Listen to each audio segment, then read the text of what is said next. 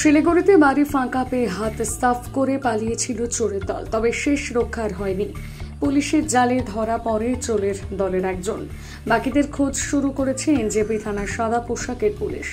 Police সূত্রে জানা গিয়েছে, ফুলবাড়ি ২ নম্বর অঞ্চলের জোরপাখরি এলাকার একটি বাড়িতে এমন চুরির ঘটনা ঘটে।